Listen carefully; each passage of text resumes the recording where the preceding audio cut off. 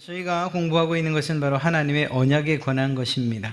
하나님의 언약이라는 그 내용을 가지고서 단 2시간에 모두를 알 수는 없을 것입니다. 그러나 크게 하나님께서 우리에게 주신 그 약속들, 그것도 시대적으로 구분한 것이 아니라 큰 덩어리 2가지를 살필 뿐입니다만, 그러나 이것을 통해서 하나님의 은혜가 우리를 향한 사랑이, 그리고 그 사랑이 계획되어지고 그 계획이 예수 그리스도로 말미암아 성취되었다는 사실들을 우리는 보게 될 것입니다. 우리는 지난 시간에 하나님께서 아담과 하셨던 그 약속, 그 창조 선악과 언약을 행위 언약이라는 이름으로 그렇게 불렀었습니다. 왜냐하면 하나님께서 먹지 말아라 라고 하는 것에 대한 순종을 요구하셨기 때문이죠. 만약 아담과 하와가 그 명령을 지켜 순종했더라면, 그렇다면 죄의 유입은 결코 없었을 것입니다. 그러나 하나님께서 그 죄의 유혹을 이기지 못하시고 그 유혹에 넘어가 범죄하게 될 것이라는 사실을 이미 하나님이 아셨던 것이죠. 그리고 그것에 대해서 그 행위로서 하나님의 의를 취할 수 없는 그 인간에게 또 다른 방식으로 의로움을 취득할 수 있도록 다른 약속을 하고 계신 것을 우리는 보게 됩니다. 그래서 큰 덩어리로 행위 언약과 그리고 은혜 언약이다, 이렇게 우리는 나누어 이야기할 수 있습니다. 그래서 지난주에는 바로 이 행위 언약에 관한 이야기를 했고요. 그러나 결론적으로는 비록 행위 언약이라고는 하나, 이미 태초부터, 이 탄생부터 그 구별되어져 있는 하나님과 우리 피조물 사이에 이러한 입장으로 본다면 우리에게 약속을 하신 것조차도 하나님의 은혜였다라는 사실을 우리는 알 수 있었죠. 그러니까 하나님께서 우리를 그토록 사랑하시고 또 그 사랑에 기인하여서 약속하셨다는 사실을 잊어서는 안 된다 이야기를 했습니다. 그리고 이러한 하나님의 사랑은 단순하게 네가 약속을 어겼으니 이러이러한 벌을 받을 것이다 라고 해서 그냥 끝난 것이 아니고, 그 약속은 계속적으로 이어져서 예수 그리스도를 통하여서 성취되고, 종국에는 새하늘과 새 땅에서 하나님께서 나와 함께 하자, 또 그의 백성들 가운데 하나님이 함께 하시는 임마누엘이 실제로 완전하게 성취되는 그날이 있다라는 사실을 우리에게 알려주고 있습니다. 오늘 우리가 읽은 말씀에만 봐도 실패한 아담과 하와, 그들에게 벌을 내리시는 장면임에도 불구하고 이 장면 가운데에서 하나님은 또 다른 계획, 은혜로 우리를 구원하실 것에 대한 그러한 흔적을 남기시는 것을 보게 됩니다. 그것이 바로 3장 15절 말씀이죠. 내가 너로 여자와 원수가 되게 하고 내 후손도 여자의 후손과 원수가 되게 하리니 여자의 후손은 내 머리를 상하게 할 것이요 너는 그의 발꿈치를 상하게 할 것이니라. 즉 여자의 후손, 바로 예수 그리스도를 이야기하고요. 그리고 뱀의 머리 사단을 이야기합니다. 예수님께서 비록 잠시 십자가에서 죽으심으로 말미암아 잠시 사망에 삼킴바 되고 사망에게 맥없이 무너진 것 같은, 그래서 발꿈치를 물린 것 같은 이러한 상황을 맞지만, 그러나 3일 뒤에 부활하시는 사건을 통해서 사단의 가장 큰 권세라고 할 수 있는 그 사망 권세를 마치 뱀의 머리를 밟듯이 그 사망 권세를 이기시고 승리하셨다는 사실을, 그 사실을 이미 이 창세기 사건에다가 담아놓고 계신 거죠. 또한 그 은혜가, 하나님의 은혜가 우리에게 임할 때에 우리가 그 부끄러움과 수치로부터 면함을 받고 평안과 그리고 진정한 화평을 누리게 될 것이라는 사실을 이 마지막 21절에서 또한 이야기하고 있습니다. 여호와 하나님이 아담과 그의 아내를 위하여 가죽옷을 지어 입히시니라. 그들이 부끄러워서 나무 뒤에 숨을 수밖에 없었는데 그들의 수치를 무엇으로요? 가죽옷으로 감춰주셨습니다. 한 가지 분명한 것은 이 가죽이 무슨 가죽인지, 양의 가죽인지 무엇인지 모르나 그러나 어떠한 생명이 하나가 죽었다는 것 하나만큼은 틀림없는 사실이죠. 우리의 죄로 인한 범죄함으로 말미암아 우리의 부끄러움과 우리의 수치와 우리의 죄됨을 무엇으로 하나님께서 가리워 주십니까? 희생 제물로, 그 피로, 바로 영원한 제물 되시고 완전한 제물 되시고, 그리고 영원한 대제사장 되신 예수 그리스도, 그분께서 십자가에서 이루시고 흘리신 그 피로 우리를 덮어주셔서 우리를 수치와 부끄러움으로부터 구하여 주시고 가리워 주시고 더 나아가 진정한 하나님과의 교제와 평화를 누리게 하신다라는 사실을 이 일에, 이 창세기 3장 안에 담아놓고 있는 것을 보게 됩니다. 하나님의 약속이 이미 어떻게 성취될 것인가 하는 것을 이야기해 주고 있는 것이라고 할 수 있죠. 이것만 봐도 하나님께서 우리와 약속을 하셨다라는 것은 그 약속을 빌미로 해서 네가 이것도 잘못했구나, 저것도 잘못했구나 이렇게 혼내려 하심이 아니라는 사실들을 알아야 합니다. 참 오늘 이 자리에 없으면 제가 조금 더 이야기할 수 있겠는데 있어서 미안한 마음을 가지고 이야기를 해요. 저희 막내 아이가 시험을 보고 또 공부를 하고 또 그것만큼 게임도 좋아해요. 그런데 아빠나 누나 된 입장에서는 좀 좋은 조건에서 게임을 시켜주고 싶은 거예요. 그래서 누나가 큰 돈 들여가지고 하여튼 정말 좋은 컴퓨터를 사줬어요. 그런데 그걸 하면서 약속을 했죠. 야, 이 컴퓨터를 하려면 이러한 일들을, 그리고 또 네가 성실하게 지켜야지. 그러면 우리가 널 타치하지 않고 네가 자유롭게 자율적으로 이 컴퓨터를 사용할 수 있을 거야. 이게 약속이 지켜지기가 힘든 거예요. 그랬더니 이 약속들을 몇 번 하고 났더니 어느 날 그러더라고요. 아빠는, 누나는 내가 컴퓨터를 어떻게 하면 하지 못하게 할까 그렇게 막는 것 같다는 거예요.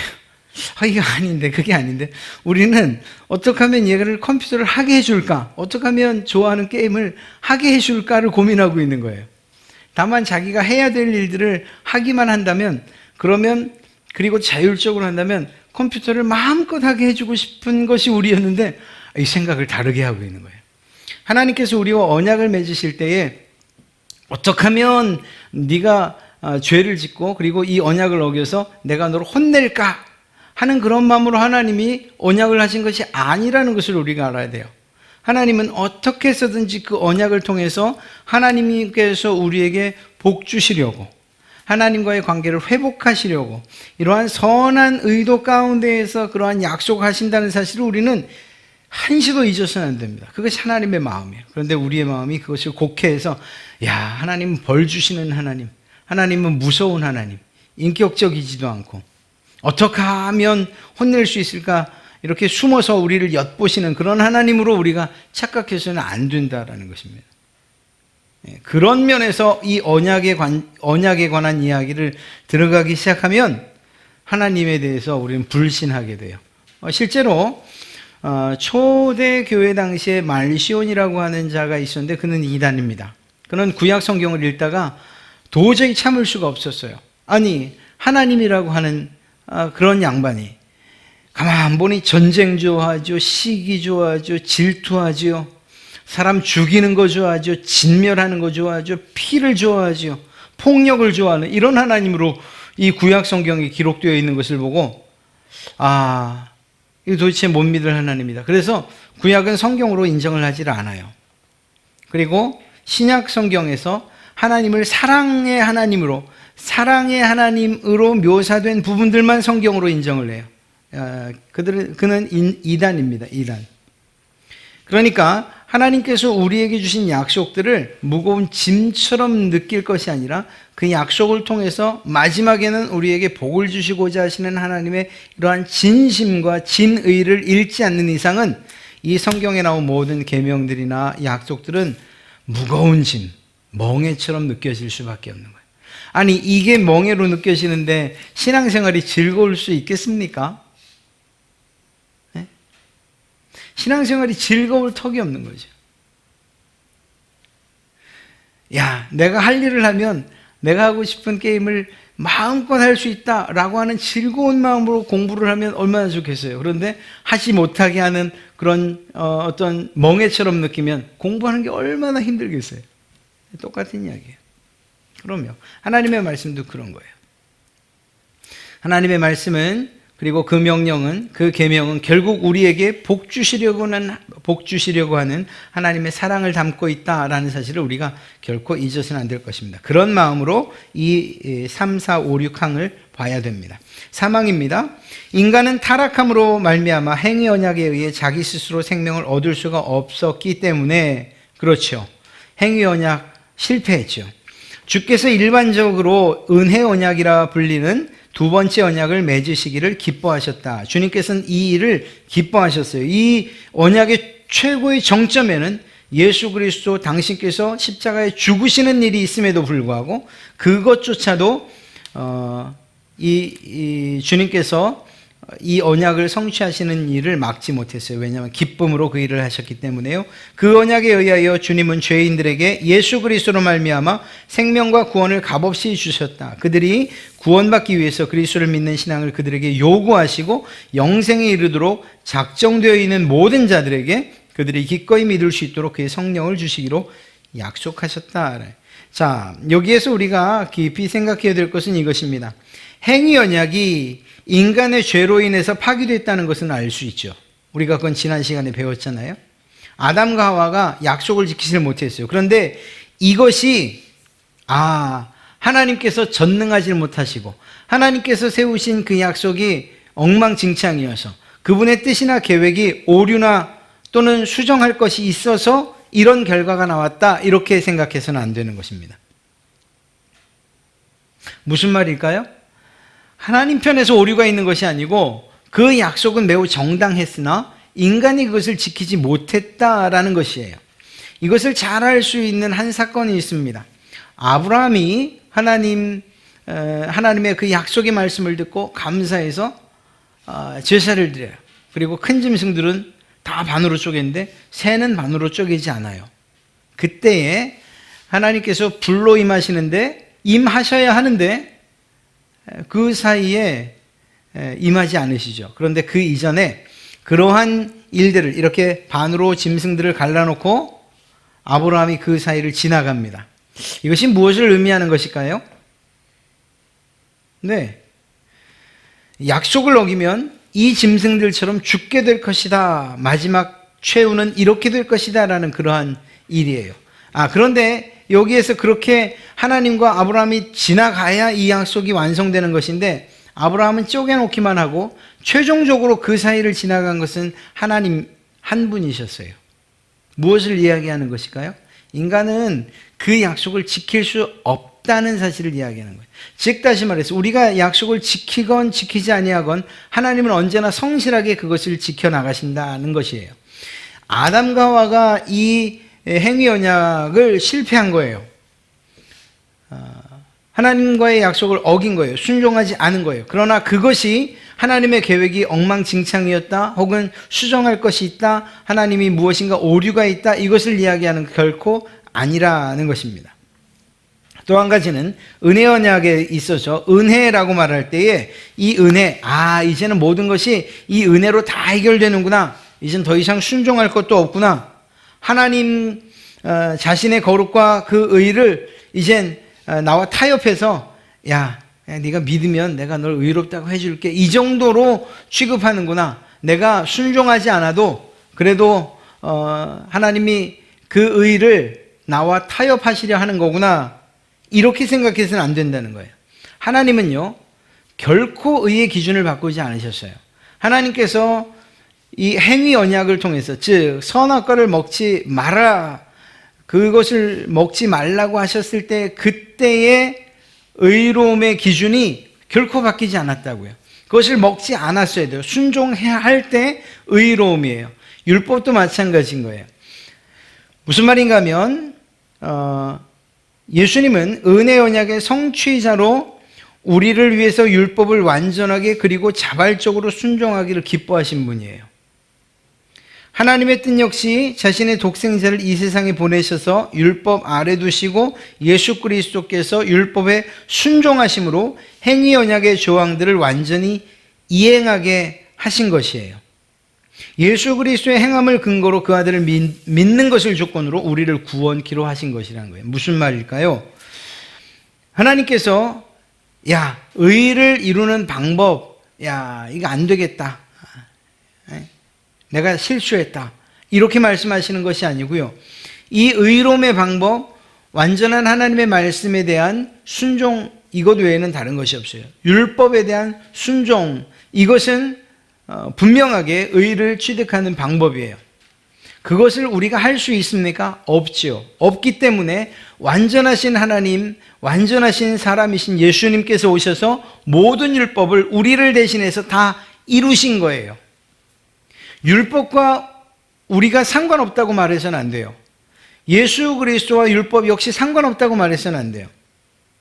예수님께서는 이 땅에 오셔서 우리의 연약함, 우리의 죄됨으로 이룰 수 없는 율법의 완성을 예수님께서, 의로우신 그분께서, 죄 없으신 그분께서 다 이루셨어요. 그리고 나서 이러한 모든 예수 그리스도의 행함을 근거로 그 아들을 믿는 우리에게 구원을 주시겠다고 약속하신 거예요.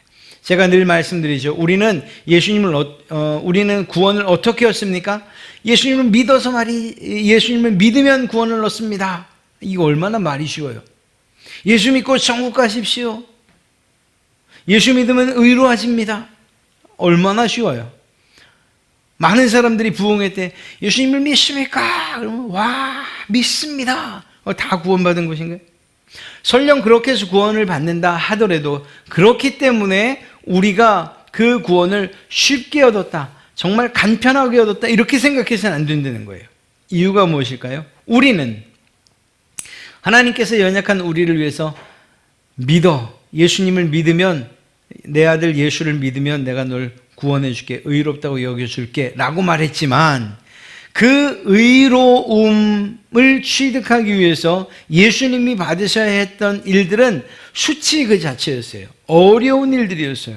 창조주가 인간의 몸을 입고 오셨어야 했고, 인간 사회에서 30년을 살아야 했고, 3년 동안 광야에서 살면서 하나님의 말씀을 전해야 했고, 그 마지막에는 조롱과 침뱉음과 매맞음이 있었고, 마지막에는 십자가에 죽는 일이 있었어요. 예수님께서 우리를 구원하시기 위해서 하나님의 말씀에 순종했던, 율법에 순종했던 그 33년의 인생은 정말로 힘든 일이었어요. 그러니 우리가 예수 믿고 구원받습니다, 전 받았습니다, 이렇게 쉽게 이야기할 만한, 그렇게 값싼 그러한 은혜가 또 그러한 믿음의 고백이 아니라는 사실을 알아야 돼요. 우리는 그 믿음의 고백을 할 때에 예수님께서 나를 위하여서 이 모든 율법을 이루셨다. 그 율법을 이루시는 과정 가운데서, 그리고 그 구원을 성취하는 과정 가운데서 그분이 경험했던 모든 그 어려움들과, 그리고 또 그럼에도 불구하고 우리를 어떻게 사랑하셨는가 하는 그 사랑을 계속해서 기억해야 되는 거예요. 자, 그런 점에서 은혜 언약은 행위 언약을 폐기하지 않는다, 이렇게 말할 수 있어요. 왜요? 우리에게는 은혜 언약이지만 예수 그리스도의 입장에, 그분의 입장에서는 행위로서 율법을 완전하게 이루심으로써 의를 취득하신 것이니까 말이에요. 그러니까 이 은혜 언약은 우리 편에서, 행위 언약은 모든 것을 완전하게 이루시는 이 일, 즉 예수 그리스도께서 율법에 완전히 순종하시는 일을 통해서 얻어진 것이니, 이 두 가지가 서로 다른 것이라고 말할 수는 없는 것입니다. 은혜 언약은 행위 언약 아래 우리가 멸망하지 않고 예수 그리스도가 행위 언약을 성취함으로써 우리가 확실하게 구속받도록 하기 위해서 하나님이 행하시는 것이라는 사실을 알 수가 있는 것이죠. 네 번째 항목입니다. 이 은혜 언약은 성경에 유언이라는 이름으로 자주 설명되어 있는데, 유언자이신 예수 그리스도의 죽음과 유언으로 증여되는 영원한 기업과 거기에 속하는 모든 것들에 관하여 진술되어 있다. 주님께서 말씀하실 때 복음서를 통해서 우리의 구원과 또 영원한 새하늘과 새 땅을 유업으로 말씀하셔요. 그리고 이 언약으로 인하여서 성취될 것들을 유산과 유업으로 우리에게 자주 말씀을 하셨습니다. 무엇을 이야기하는 것일까요? 상속에 대해서 기록한 유언은 이 유언자가 죽을 때 비로소 효력을 갖는 것이죠. 예수 그리스도께서 이 땅 가운데에서 모든 구원의 사역을 마치시고 승천하신 이후에 이 놀라운 일들이 성령을 통해서 우리에게 이루어진다라는 사실을 이야기하고 있는 것입니다. 또 한 가지는 그리스도의 유산은 우리의 이해를 초월하고 결코 방해받을 수 없는 영원한 평화라는 거예요. 주님께서 우리에게 주시는 평화, 주님의 이 유산으로 상속받는 이 평화는 세상이 누리는 평화와 다르다는 거예요. 잠깐 마음의 평안을 누렸다가 또 어느 날 돈 문제 생기면 마음이 불안하고 떨리고 또 어떤 사건 사고 터지면 또 마음이 불안해지고 이런 거 아니라는 거예요.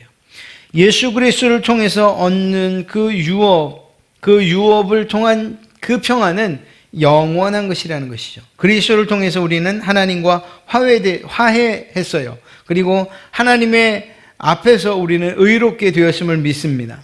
하나님은 우리들이 용서되었다고 사면되었다고 선언하시고 우리를 하나님의 가족으로 입양하시죠. 결코 다시는 우리와 싸우기 위해서 일어나시지 않는다는 거예요. 즉 다시 말해서 하나님께서 우리를 예수 그리스도로 말미암아 의롭다 인정하신 이후에 우리를 향하여서 다시금 싸우시는 일이나 우리의 죄를 물으시거나 아니면 우리의 구원을 취소하시는 일들이 없다는 사실입니다. 그러니 우리가 이 세상에서 구원받은 확신이 있다면 우리는 그 어떤 환경과 어떤 조건에서도 진정한 평안을 누리게 될 줄로 믿습니다. 그리고 완전한 평화, 그리고 성취된 평화는 하나님 나라에서 누리게 될 것입니다.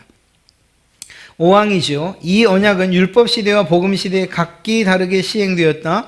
율법 하에서 언약은 약속들, 예언들, 제사, 할례, 유월절 양 그리고 유대 백성들에게 전해진 다른 모형들과 규례들에 의해서 집행되었는데 이 모든 것은 오실 그리스도를 예표하였다. 그리고 그 당시에 이것은 성령의 역사로 말미암아 약속된 메시아를 믿는 믿음으로 택자들을 교훈하며 세우는 데 충분하고 효과적이었다. 그 메시아로 말미암아 그들은 완전한 죄사함과 영원한 구원을 얻었다. 이를 구약이라고 부른다. 말이 굉장히 어려운데 이런 의미입니다. 쉽게 얘기하면 이거예요. 구약 사람들은 과연 어떻게 구원받았을까 하는 것입니다. 구약의 사람들은 과연 어떻게 구원을 받았을까? 이 부분에 있어서 잘못된 가르침을 가르치는 이들이 있어요. 어떤 사람들은 이렇게 말하는 거예요. 구약은 율법 시대. 그러니까 율법 지켜서 구원받았을 것이다. 그러나 신약은 은혜의 시대, 믿음으로 구원받는 이러한 시대이다. 이렇게 구분을 짓습니다. 여러분 이게 옳습니까? 그렇다면 첫째로 구약 시대에 구원받은 사람이 있을까요? 없을까요? 없지요. 단 한 사람도 없을 것입니다. 그런데 놀랍게도 성경은 하나님께서 의롭다고 인정한 사람들이 얼마나 많은지 알 수 없어요. 대표적인 예로 아브라함만 봐도 그가 의롭다고 하나님께 인정을 받죠? 의인이라고 말해요. 그런데 그때 살펴보십시오. 아브라함이 무엇으로 의롭다 인정을 받습니까? 믿음으로. 자, 여기서 믿음은 어떤 믿음일까요? 아브라함이 믿음으로 구원을 받았다는 이 사실에서 아브라함은 무엇을 믿었을까? 바로 하나님의 약속을 믿었다는 사실을 잘 알 수가 있습니다. 하나님께서 그 자손에게 그를 통해서 이루시고자 하신 일, 창세기 12장에 기록된 그 모든 약속을 믿었다는 사실을 알 수가 있어요. 그런데 적어도 아브라함은 그 일들을 통해서 어렴풋이 메시아에 대해서, 예수 그리스도에 대해서 어렴풋이 알 수 있었을 거예요. 정말 이 이삭의 사건이 예수 그리스도를 예표하는 사건인지조차 모르는 상태로 그저 하나님의 약속만 믿고 예수님을 이삭을 죽이려고 했는지도 몰라요. 그런데 놀랍게도 시대가 흐르고 세기가 흐르면서 선지자들을 통해서 그리고 구약시대 이스라엘과 유다의 사건들을 통해서 메시아에 대한 강력한 요구가 있었고 그 메시아에 대한 예언이 점점 구체화되는 것을 우리는 보게 됩니다. 구약 성경을 통해서 말입니다. 더 많은 정보를 주셨다는 거예요. 그리고 그 사람들은 적어도 구약시대의 사람들이 믿고 바란 것은 무엇인가? 바로 오실 메시아, 구원자를 바라고 믿었다는 사실을 우리가 알 수 있어요. 즉 다시 말해서 구약 시대의 구약 사람들이 구원받았다 혹은 의롭게 되었다라고 할 때 그들이 행위를 통해서 율법을 통해서 구원받은 것이 아니라는 사실을 우리는 알 수 있는 거예요. 그들이 구원받았다라고 한다면, 그리고 그들이 의롭게 되었다라고 한다면 그들은 약속을 믿는 것, 하나님의 약속을 믿는 것, 그리고 그 약속의 구체적인 것은 무엇입니까? 메시아에 대한 약속, 그리고 좀 더 구체적으로 예수 그리스도에 대한 그 약속을, 오실 메시아를 믿었다는 것이에요. 그 믿음으로 그들은 구원을 받았다는 사실입니다. 그러니까 구약과 이 신약, 옛 언약과 새 언약은 연결선상에 있다는 사실을 우리가 잊지 말아야 돼요. 이것은 구분되어질 것이 아니에요. 구약은 오실 메시아에 대한, 신약은 오신 메시아에 대한 그러한 내용을 기록하고 있고, 그리고 각기 그 시대의 세대에 구원받은 사람들은 역시 그 메시아를 믿는 그 믿음으로 말미암아 구원받았다는 사실을 성경은 우리에게 알려주고 있습니다. 은혜 언약은요, 복음 시대와 지금 우리가 사는 이 시대와는 다르게 구약 시대, 즉 율법의 시대에 시행되었어요. 왜냐하면 예수님이 오시지 않았으니까, 진정한 메시아가 나타나지 않은 상태니까 지금과 같을 수는 없지요. 그러나 은혜 언약이, 그렇기 때문에 은혜 언약이 그 구약 시대에는 성취보다는 약속으로 그들에게 더 많이 주어졌고, 그 하나님의 약속을 믿는 사람들을 하나님께서 의롭다고, 그리고 또한 구원하여 주신 사실들을 알 수가 있습니다. 그리고 오실 메시아에 대한 예표들을 구약 성경의 곳곳에서 우리는 발견하게 됩니다. 오늘만 해도 여자의 후손이라고 하는 3장 15절, 창세기 3장 15절, 그리고 또한 21절에 가죽옷, 그리고 그 뒤에 나오는 많은 그 예표들, 즉 할례, 유월절 양을 죽이는 것, 또는 희생 제물, 제사 의식, 이런 모든 것들이, 그리고 뭐 절기, 성막 등등 모든 구약 성경에 나타나 있는 이 모든 것이 예표하는 것은 누구일까요? 예수 그리스도를 예표하고 있는 것을 우리는 잘 알 수가 있습니다. 예전에 기억하시나요? 우리가 성막에 대해서 공부할 때에 단순하게 성막이 정말 구약 시대의 제사에 관한 것이었다면 우린 그걸 공부할 이유가 없어요. 절기, 제사법 이런 거 공부할 필요가 없어요. 왜냐하면 적어도 이 시대에는 제사를 드리지 않잖아요. 언젠가 제가 한번 직접 보여드리진 않았는데 말씀을 드린 것 같아요. 충청도 어디선가 실제로 이 제사의 장면을 시연했어요. 실제로 짐승을 죽이면서. 동물보호단체에서 고발 들어가고, 또 실제로 참관했던 사람들도 너무 충격적인 장면이어서. 왜 안 그렇겠습니까? 제가 여러분들에게 구약시대의 제사법을 알려드리겠습니다. 그리고 진짜로 양 가져다가, 그리고 그것들을 직접 여기서 잡고 가죽을 벗기고 내장을 도려내고 그리고 불에 태우고 하는 이런 일들을 한다면 우리는 그것들을 실제로 보기가 힘들 거예요. 무슨 말인가? 그것이 정말 예수 그리스도와 연결이 안 된다면 우리는 하등 공부할 이유가 없다는 거예요. 필요가 없어요. 그런데 놀랍게도 구약 성경에 나타나 있는 할례, 제사법, 성막, 또 기타 등등 여러 가지 이야기들, 희생 제물에 관한 것, 의식들에 관한 것, 또 유월절에 양을 죽이는 것, 이런 것들, 이런 모든 것들이 결국 누구를 향해 있다고요? 예수 그리스도의 그림자와 모형이라는 사실이에요. 그래서 우린 그것들을 보면서 이때는 이렇게 예배했구나, 이렇게 제사드렸구나, 아유 끔찍스러워 라고 받아들이는 것이 아니라 그것을 읽으면서 이것이 어떻게 예수 그리스도와 연결이 되는가. 그래서 구약과 신약은 이러한 연결선상에 있다는 사실을 우리는 늘 이 성경을 공부하면서 알게 되는 거예요. 자연스럽게 깨닫게 되는 거예요. 구약 성경에 예표된 모든 것들은 예수 그리스도와 연결되어진다. 즉 여기에서 이야기하고 있는 많은 표징들과 그리고 그림자와 모형들이 결국 예수 그리스도를 이야기한다면, 이 당시에 비록 이것이 진정한 예수 그리스도를 의미하는 것입니다 라고 알지 못했다더라도 이것을 통해서 하나님께서 명령하셨어요. 그 명령들을 지키며 순종했던 구약 시대의 사람들은 그 당시에 자기에게 주어진 이 그리스도를 예표하는 일들에 충실하고 순종하는 것을 통해서 결국 누구에 대해서 믿는 것일까요? 오실 예수 그리스도를 믿는 것과 같은 의미를 갖는 것이죠. 그래서 그들은 약속을 믿고 구원받은 사람들이고, 그리고 우리는 성취된 약속의 성취를 바라보며 구원을 누리는 그러니까 이 시대나 하나님의 은혜 가운데 구원받았다는 사실만큼은 변함이 없다라는 것입니다. 그때는 오실 메시아, 오실 예수 그리스도, 지금은 오신 메시아, 오신 예수 그리스도를 믿는 믿음으로 구원받는다라는 사실입니다. 여섯 번째 항목은 사실은 뭐 그렇게 특별히 큰 문제는 아닙니다만 그냥 읽어보는 것만으로도 충분히 그 의미를 알 수 있습니다. 6항, 복음 아래에서 그 실체이신 그리스도께서 나타나시게 되자 이 언약이 시행되는 규례들로는 말씀 선포와 세례와 주의 만찬인 성례 집행이다.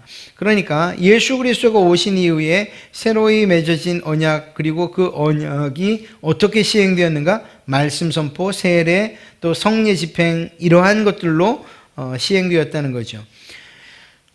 이것을 볼 때에 구약의 제사 제도와 비교해 본다면 신약의 이러한 성례들은 더 수적으로 소수고 또 더 간단하고 외적으로는 화려하지 않아요. 그렇게 집행돼요. 그러나 그것들 안에서 언약은, 예수 그리스도께서 우리에게 주신 그 언약은, 하나님께서 우리와 맺으신 그 언약은 더욱 충만하고, 지금 그러니까 우리가 신약시대에 하고 있는 이 성례들을 통해서 더 충만하고 확실하고 영적인 효과를 가지고 있다는 거예요. 뿐만 아니라 그 범위가 유대인에게만 국한된 것이 아니고 모든 민족들, 그리고 모든 이방인들에게도 제시되어 있다라는 것이죠. 그리고 그것을 우리는 신약이라고 부릅니다. 그렇기 때문에 본질적으로 결론을 내린다면, 본질적으로 다른 두 가지 은혜 언약이 있는 것이 아니라 여러 세대의 하나이며 동일한 언약이 있는 것입니다. 은혜 언약. 구약시는 율법, 그러니까 행위, 이렇게만 이야기할 것은 결코 아니라는 것이죠. 그 시대에도 하나님의 은혜의 약속이 있었고, 오늘날도 하나님의 은혜의 약속이 있는 것입니다. 간추혈해 본다면 신약의 성례들은 구약의 제사제도보다 좀 더 상세하지 않아요. 또 좀 더 간단해요. 그리고 또 화려함도 없어요.